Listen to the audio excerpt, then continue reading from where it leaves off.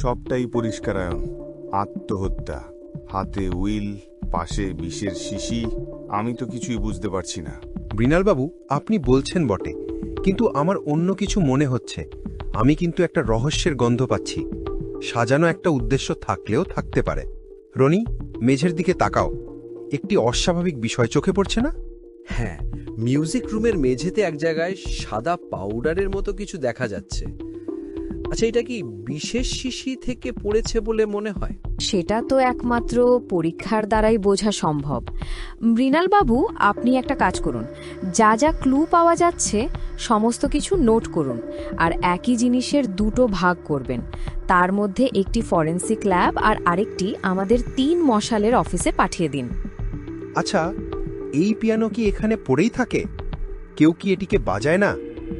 কিন্তু বাজাবে না কেন অয়নবাবু? ওটা তো আমার মা বাজাতেন, কিন্তু সম্প্রতি আর সেরকম বাজাতেন না।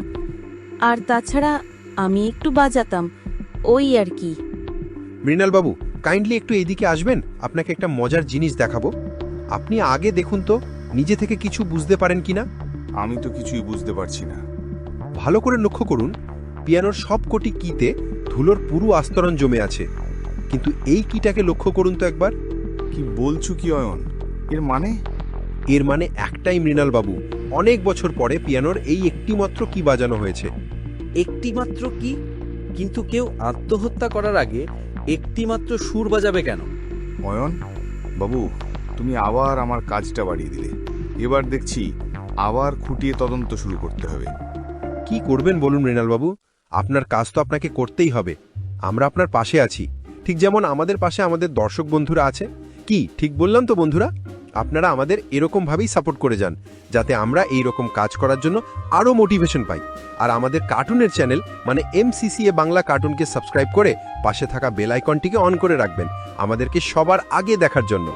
তাহলে চলো তদন্ত শুরু করা যাক। মৃণালবাবু, আমি একে একে সকলকে ইন্টারোগেট করতে চাই।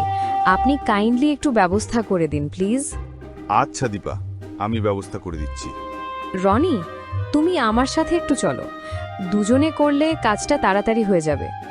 তাহলে বিমলবাবু, আপনার কি মনে হয় আপনার মায়ের মৃত্যু কিভাবে হলো, আর এই ঘটনায় আপনার প্রতিক্রিয়া কি? দেখুন স্যার, মাকে আমি প্রচণ্ড ভালোবাসতাম। মাও আমাকে খুবই ভালোবাসতো। আমি ওনার নিজের সন্তান ছিলাম না ঠিকই, কিন্তু তার জন্য উনি কখনোই আমার আর আমার বোনের মধ্যে কোনো রকম পক্ষপাত করেননি।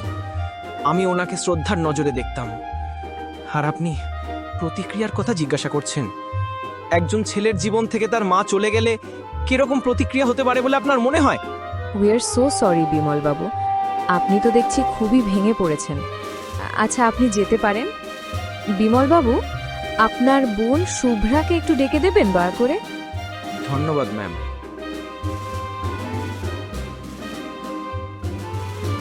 কি মনে হচ্ছে দীপা? বিমলবাবুকে আরেকটু নজরে রাখাই ভালো হবে। শোনো, আমার এখানে কাজ শেষ, আমি অফিসে যাচ্ছি। তোমাদের হয়ে গেলে ডাইরেক্ট অফিসেই আসবে। আচ্ছা, তুমি যাও, আমরা কিছুক্ষণের মধ্যেই যাচ্ছি।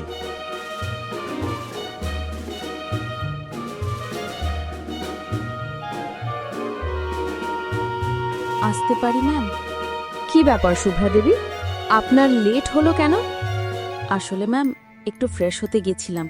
এই ঘটনার পর তো আর কিছুই ভালো লাগছে না। আমরা বুঝতে পারছি আপনাদের মনের কন্ডিশন। আপনাদের মানে আপনি আর কাকে বলতে চাইছেন? কেন, আপনার দাদা বিমল নাবু? দাদা? কে বলেছে ও আমার দাদা?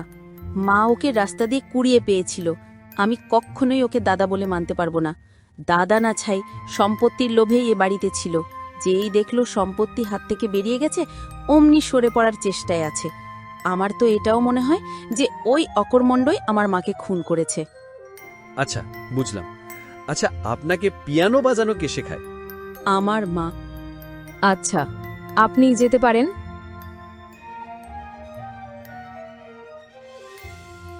ব্যাপার কিছু বুঝতে পারলে?